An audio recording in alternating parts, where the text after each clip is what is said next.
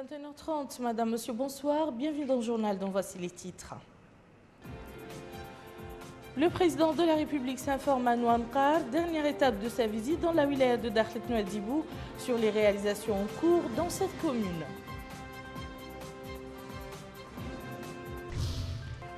Les populations expriment au président de la République à travers un accueil chaleureux leur satisfaction pour les réalisations accomplies dans divers domaines.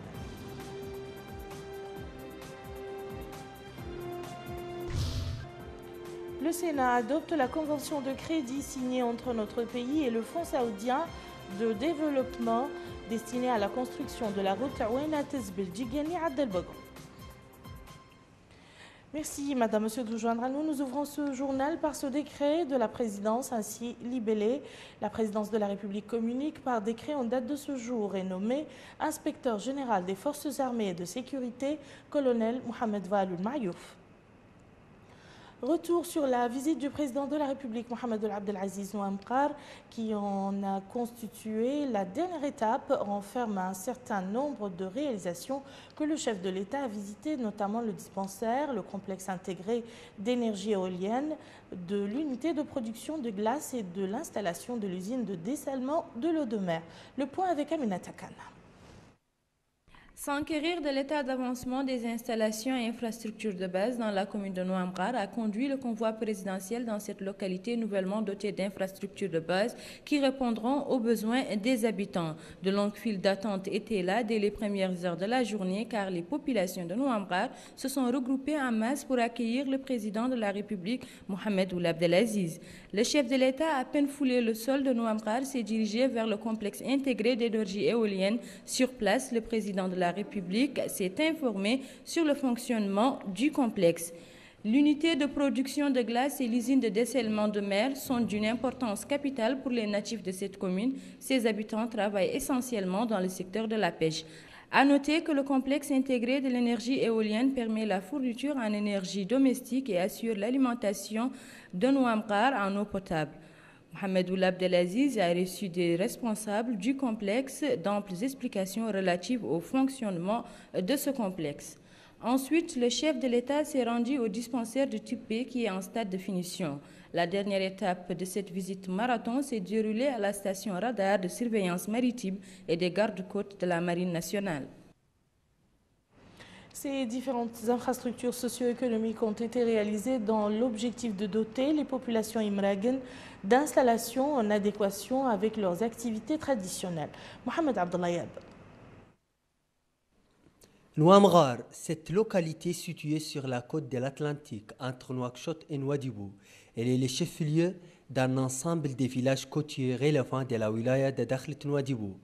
La pêche artisanale représente une activité économique principale des habitants de Nouamqar.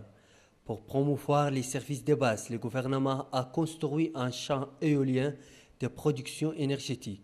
Ces champs disposent de 14 générateurs d'énergie éolienne d'une capacité de 15 kW. La commune côtière de Nouamqar possède 2 unités pour les dessalements d'eau. Leur capacité est de 240 mètres cubes par jour. La ville bénéficie également d'un système de stockage d'eau grâce à des réservoirs dont la capacité de chacun est de 30 mètres cubes. Afin de préserver la production en poisson, 2 unités fabriquant la glace ont vu le jour. Chacune produit 5 tonnes par jour. Par ailleurs, 2 groupes électriques d'une capacité de 50 kW ont été prévus en cas de perturbation au niveau de la station éolienne. Un autre système de rechargement solaire des batteries a été mis en place. Dans le domaine sanitaire, un dispensaire est sur le point d'être achevé. Ce dispensaire de catégorie B renferme des salles d'hospitalisation équipées de matériel nécessaire.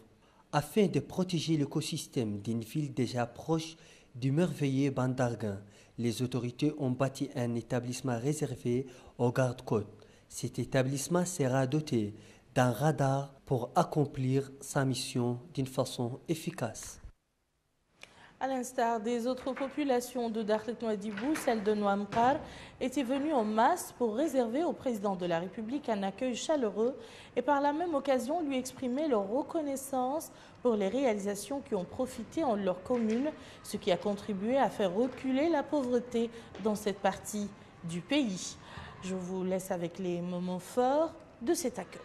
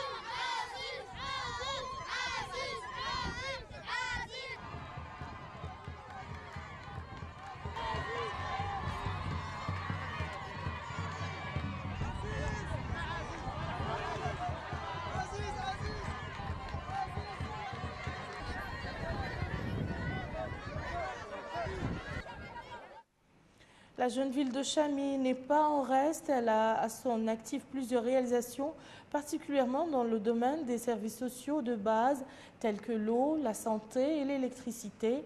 Cette dernière est fournie grâce à l'énergie éolienne et solaire.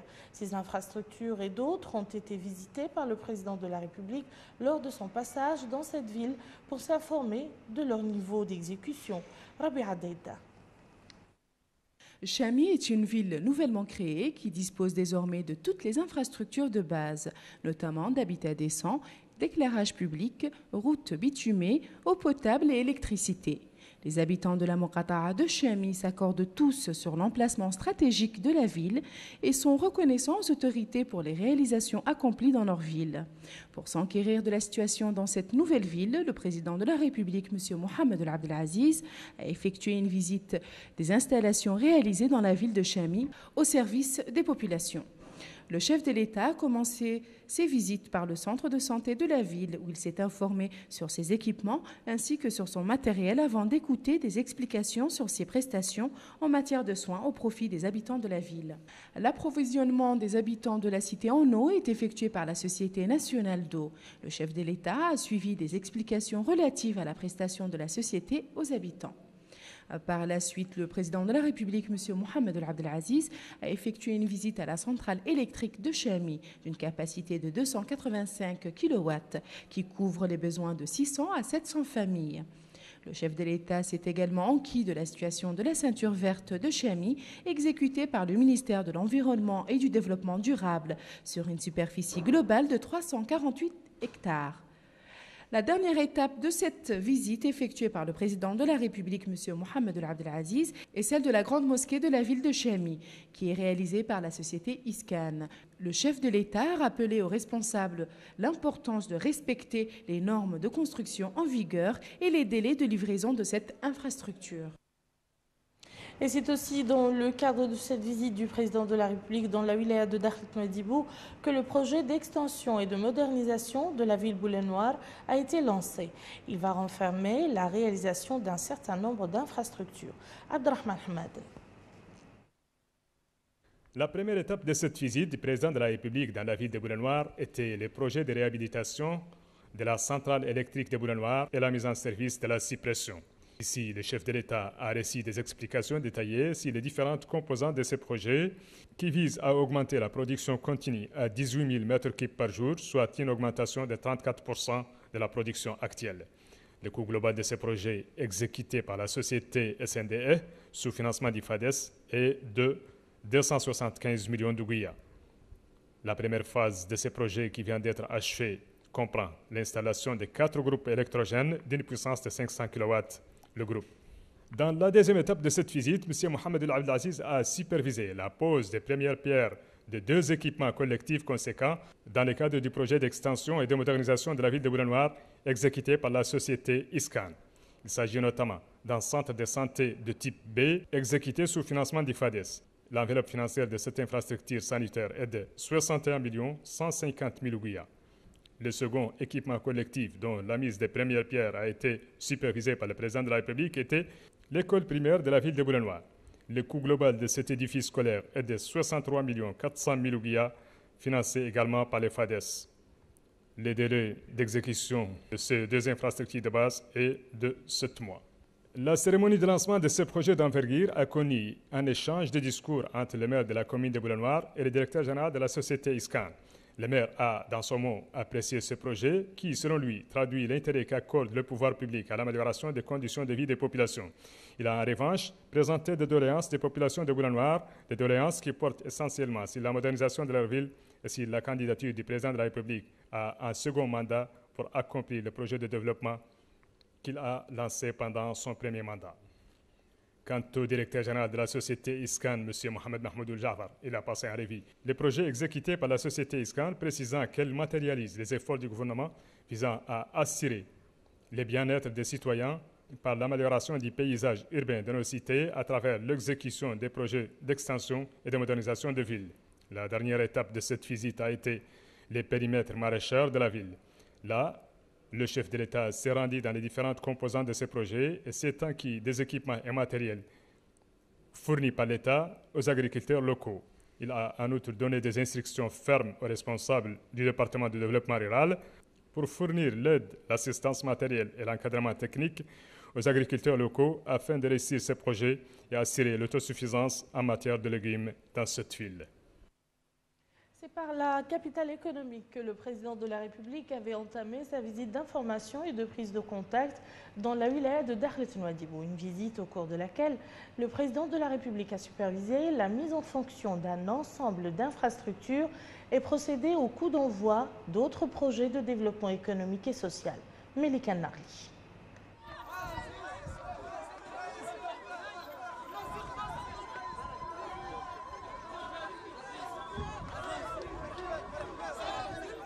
Les populations de Nouadhibou, la capitale économique, ont réservé un accueil populaire extrêmement chaleureux au président de la République, M. Mohamed El Abdelaziz.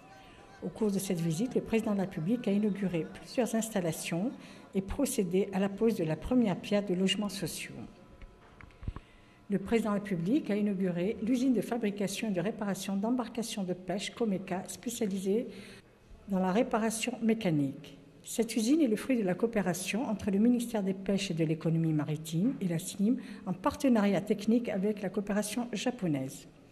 Ce projet vise la promotion de la pêche artisanale et le renforcement de l'économie nationale à travers sa contribution à la création d'emplois. 100 embarcations répondant aux normes internationales seront ainsi fabriquées. Elles disposeront d'équipements modernes de sécurité, dont un radar et un appareil GPS, en plus d'une capacité de stockage de 3 tonnes de poissons. Toujours dans le cadre des grandes réalisations nationales, le président de la République a procédé à l'inauguration de l'extension du port autonome de Nouadhibou, dont le financement s'élève à plus de 18 millions d'euros. Cette extension permettra de multiplier par 5 la capacité du port autonome de Nouadhibou. L'extension permettra ainsi d'accueillir les bateaux à grand tonnage, ce qui permettra sans nul doute de donner une valeur ajoutée aux produits halieutiques et d'accompagner les perspectives d'investissement ouvertes grâce à la zone franche de Nouadhibou. Ce projet et les autres projets permettront de faire de la zone un pôle de développement. L'extension comprend une augmentation de la longueur du quai de 660 mètres linéaires, dont un quai pour les grands bateaux, l'aménagement d'un terre-plein et son équipement, en matériel de chargement et de déchargement et la construction de 2 rampes capables d'accueillir les bateaux d'une longueur de 100 mètres. Car il s'agit du projet le plus important jamais financé par l'Espagne jusqu'à présent dans la République islamique de Mauritanie.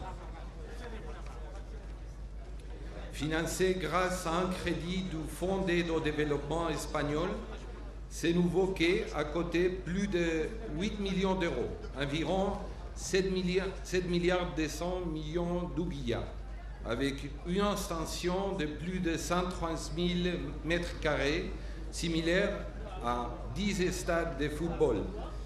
Cette nouvelle infrastructure pourra augmenter de 20% la capacité de gestion des navires de ces ports autonomes. Le président de la République, M. Mohamed Ould Abdelaziz, a également inauguré le complexe intégré de pêche industrielle Hong Dong International Mauritanien. Financé à hauteur de 200 millions de dollars, ce complexe intégré de pêche a pour objectif la création d'un pôle halieutique pour la transformation et le traitement jusqu'à la cuisson des produits pélagiques, la création d'emplois, l'accroissement de la valeur ajoutée et la création d'un modèle d'investissement dans la sous-région. Le complexe comprend des salles de traitement de produits bruts et de transformation de 300 tonnes jour, des ateliers de congélation, d'emballage et un entrepôt de stockage de 6000 tonnes. Il renferme également des fabriques de glace, de construction navale, de mise en boîte des sardines et de récupération des déchets de la production de la farine de poisson. Il offre 2500 emplois, permet le transfert des technologies au profit du personnel mauritanien et contribue à la sécurité alimentaire par l'écoulement des produits élaborés sur le marché local. La Chine accorde une grande importance à la coopération et attache beaucoup de prix à sa longue et profonde amitié avec la Mauritanie, qu'elle considère comme un ami de confiance, un partenaire important et privilégié. Le président de la République, M. Mohamed Ould Abdelaziz, a également procédé à la pose de la première pierre de l'extension du port de pêche artisanal de la baie de Repos. Le président de la République a à cette occasion suivi des explications relatives aux différents volets de ce projet, dont la superficie globale est de 73 000 mètres carrés, comprenant un quai long de 200 mètres, 4 pontons flottants d'amarrage, 2 digues ainsi que du dragage de la rade. Ce projet est réalisé sur financement du gouvernement japonais pour un montant de plus de 3 milliards d'ouguiyas. L'extension du port artisanal permettra de renforcer les capacités du secteur de la pêche artisanale qui compte actuellement 3 500 embarcations, alors qu'en l'état actuel, cette infrastructure ne peut recevoir que quelques 700 embarcations. L'objectif de ce projet est donc de rendre ce principal port de pêche de Mauritanie plus fonctionnel pour qu'il joue un rôle encore plus important pour le développement de la pêche.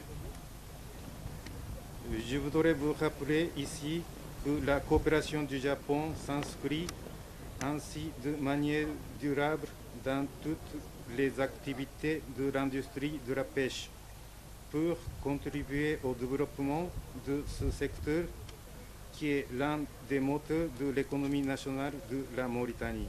Le président de la République, M. Mohamed Ould Abdelaziz, a également procédé à la pose de la première pierre d'un programme de 1159 logements sociaux réalisé par l'Agence nationale Tadamoun pour la lutte contre les séquelles de l'esclavage, l'insertion et la lutte contre la pauvreté au profit de familles pauvres. L'opération a mobilisé une enveloppe financière de plus d'1 milliard d'ouguiyas, l'État consentant 50% de ce montant à titre gracieux, tandis que les bénéficiaires supporteront l'autre moitié sur une durée de 10 ans.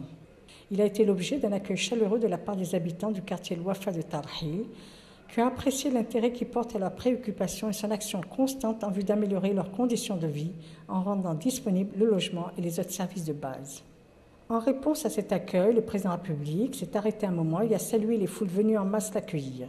Il a également visité 2 familles bénéficiaires qui lui ont exprimé leur gratitude pour ce geste généreux en direction des pauvres. L'actualité parlementaire à présent, elle a été marquée par la réunion de la conférence des présidents présidée par Mohamed Ould, le président de la Chambre, qui portait sur l'examen d'un certain nombre de projets de loi et leur transfert aux commissions spécialisées pour études et programmes. Une réunion à laquelle a assisté Maître Sidi Mohamed Ould Maham, ministre de la Communication et des Relations avec le Parlement. Au niveau de la Chambre haute, les sénateurs ont adopté au cours d'une séance plénière présidée par Ba Al-Haj Abdoul, vice-président de la Chambre, le projet de loi autorisant la ratification de la convention de crédit signée entre notre pays et le Fonds saoudien de développement destiné au financement de la route Ouena Tezbil Djigani Adel Bagrou. Abdrahman Ahmad. L'ordre du jour de cette plénière, tenue sous la présidence de M. Ba Abdoul, vice-président du Sénat, a porté sur l'examen du projet de loi autorisant la ratification de la convention de crédit signée en 2013 entre notre pays et le Fonds saoudien de développement destiné au financement du projet de construction de la route Ouena Tezbil Djigani Adel Bagrou. Après la lecture du rapport de la Commission des affaires économiques et du plan sur le projet de loi, le débat a été ouvert. Dans leurs interventions, les sénateurs se sont félicités des progrès réalisés ces dernières années par notre pays dans tous les domaines, notamment en matière d'infrastructures routières. Ils n'ont pas manqué de souligner que l'accès facile de notre pays au financement prouve la crédibilité dont jouit notre gouvernement auprès des bailleurs de fonds. Certains ont recommandé l'exécution du projet dans les délais qui lui sont impartis, tout en se demandant si la date du démarrage des travaux et la durée de l'exécution du présent lot. Dans sa réponse, le ministre de l'Équipement et des Transports, M. Yahya Al-Haddamin, a souligné que ce projet a pour objectif de faciliter le transport des personnes et des biens entre ces zones. Il participera également à la réduction de la pauvreté, la création d'un développement durable, la création de nouvelles opportunités de travail et l'amélioration des revenus des populations locales, a ajouté le ministre, signalant que le projet permettra la réalisation d'une route d'une longueur de 245 km en 2 lots. M. Yahya Al-Haddamin a enfin précisé que le présent financement, qui est de 10,675 milliards, concerne les premiers tronçons, à savoir celui d'Ouena Tezbil Djigani. Les sénateurs ont par la suite adopté le projet de loi qui leur a été soumis. Au chapitre des activités et des membres du gouvernement, la visite que vient d'effectuer le ministre de la Justice dans les Muqata'a de Bogué et de Bababé, visant à sensibiliser les citoyens de ces deux Muqata'a sur le Ravel complémentaire. Il a par la même occasion appelé les élus locaux, les cadres, les notables, les acteurs politiques à intensifier les efforts de sensibilisation pour encourager les citoyens à se faire enregistrer sur la liste électorale. Le point avec Rabia Deita. Le ministre de la Justice, M. Sidi Ould Zeine, a présidé une réunion dans la Muqata'a de Bababé relative à la sensibilisation des habitants, des élus, acteurs politiques et de la société civile sur l'importance du recensement administratif à vocation électorale complémentaire. Le ministre a exhorté à cette occasion les populations à s'inscrire sur la liste électorale, soulignant que le gouvernement a pris toutes les dispositions pour la réussite de cette opération. Le ministre de la Justice a clôturé sa visite dans la wilaya du Brakna par sa réunion dans la Muqata'a de Bogué. Le ministre a insisté au cours de cette réunion organisée en présence des élus, cadres, acteurs politiques et de la société civile sur la prise de toutes les mesures permettant d'enregistrer le maximum possible de personnes sur les listes électorales, affirmant que l'inscription en masse au recensement est utile pour tous, aussi bien partisans qu'opposants. Le ministre de la Justice a indiqué que l'État a rendu disponibles tous les moyens nécessaires pour la bonne organisation de ces opérations de recensement, afin de rapprocher le recensement administratif à vocation électorale complémentaire des citoyens. Quant au Wali du Brakna, M. Ahmedoul Abdallahi, il a appelé dans les deux Muqata'a les personnalités présentes à contribuer à la réussite de cette opération. Les élus locaux et les acteurs politiques respectifs des deux Muqata'a se sont tous accordés sur l'importance que revêt le déploiement de tous les efforts pour assurer le succès du Ravel complémentaire. Ici à Nouakchott, le ministre secrétaire général du gouvernement Diallo Mamadou Batia a visité aujourd'hui la direction des archives nationales pour s'informer sur les mesures prises par cette direction en vue de sauvegarder la mémoire nationale. Le point avec Moussa Ndiaye. Venu prendre connaissance de l'état de certains documents archivés en relation avec la société mauritanienne avant, durant et après l'indépendance de notre pays, le ministre, secrétaire général du gouvernement, M. Diallo Mamadou Batia, a effectué une visite d'information aujourd'hui à la direction des archives nationales à Nouakchott. Au cours de cette visite, Monsieur le ministre s'est informé sur le rôle que joue cette direction dans la sauvegarde de la mémoire nationale. Parmi les missions du secrétaire général du gouvernement, il y a naturellement la continuité du service public, mais aussi la conservation de la mémoire de notre pays. Et les archives nationales sont importantes à ce titre. Donc, il était normal qu'on vienne visiter ce service-là. Et cette visite nous a permis de discuter avec les responsables au niveau de cette direction et de voir les moyens de redynamiser son organisation. Elle va nous permettre de redynamiser la direction des archives nationales et surtout de finaliser la stratégie que nous voulons mettre en place pour une meilleure organisation, une meilleure collecte et une meilleure conservation des archives nationales. Le service des archives nationales a été créé en 1958, avant de se transformer en direction. Aujourd'hui, les pouvoirs publics ne ménagent aucun effort pour renforcer les archives nationales, déjà enregistrées par l'UNESCO sur la liste du patrimoine de l'humanité. Cette stratégie est pratiquement terminée.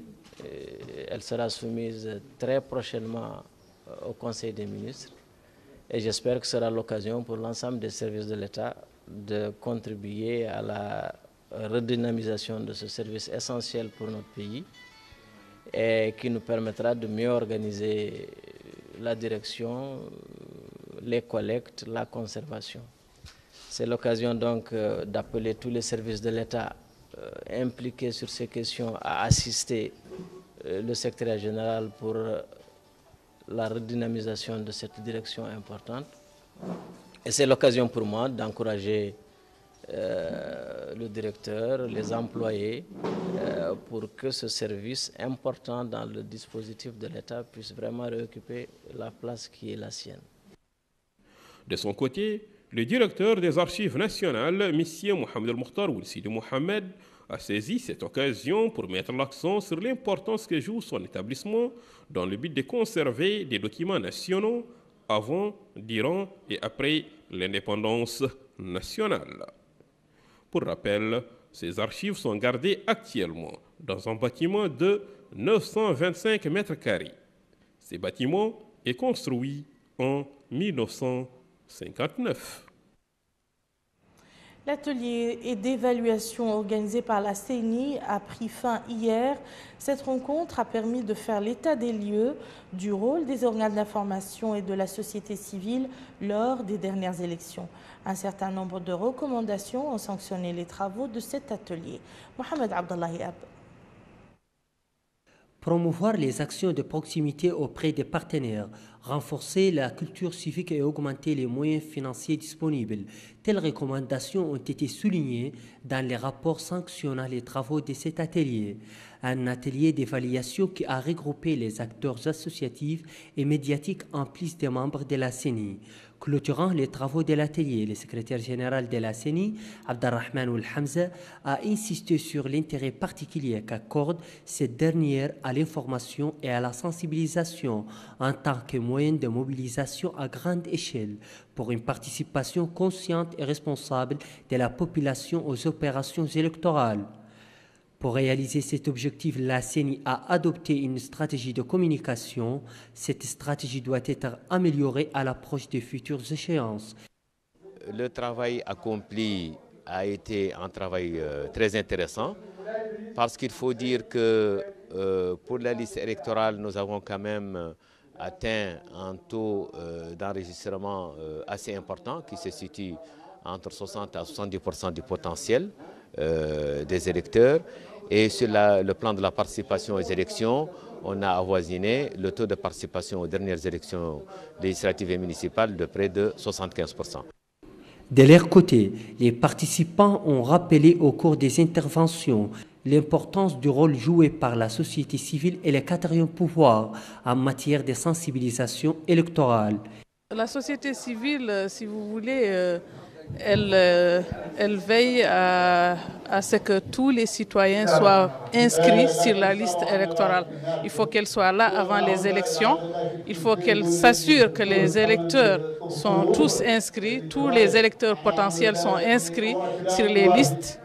La société civile, à travers les ONG, ce sont des gens liés à la base.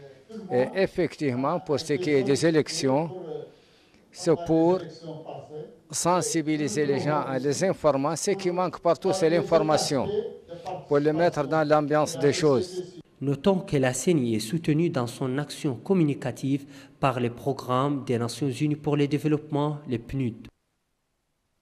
L'Association des oulémas de Mauritanie se félicite des réalisations accomplies dans le domaine des affaires islamiques. C'est ce qui ressort d'un communiqué publié à l'issue de la réunion des membres du bureau de l'association, présidé par son secrétaire général, l'érudit Hamdan Ouleta. La réunion était également l'occasion de passer en revue la situation politique au niveau national. Au volet politique, un groupe de citoyens issus de la ville de Nouadhibou a décidé de se retirer de l'Union des forces du progrès et d'intégrer l'UPR. Le porte-parole de ce groupe, Mohamed Ould Sidi Ali, a indiqué après cette annonce que le groupe a unifié ses efforts au sein d'une initiative dénommée Al-Hurriya, autrement dit la liberté, et que leur adhésion à l'UPR intervient après qu'ils se sont assurés de l'exécution du programme du président de la République, Mohamed Ould Abdel Aziz, qui s'est soldé par des acquis. Quant au secrétaire exécutif chargé de la vigilance politique au sein de l'UPR, Mohamed Emin Ould Hassan, a fait savoir que sa formation politique œuvre à l'unification des efforts de l'ensemble des citoyens dans un cadre politique pour préserver l'intérêt du pays. Ainsi prend fin cette édition. Je vous en rappelle les principales informations. Le président de la République s'informe à Nouamqar, dernière étape de sa visite dans la wilaya de Dakhlit Nouadhibou, sur les réalisations en cours dans cette commune. Les populations expriment au président de la République à travers un accueil chaleureux leur satisfaction pour les réalisations accomplies dans divers domaines. Le Sénat adopte la convention de crédit signée entre notre pays et le Fonds saoudien de développement destiné à la construction de la route Ouaynat-Belgigani-Adelbegrou. Merci Madame, Monsieur de nous avoir suivis. À demain, Inch'Allah.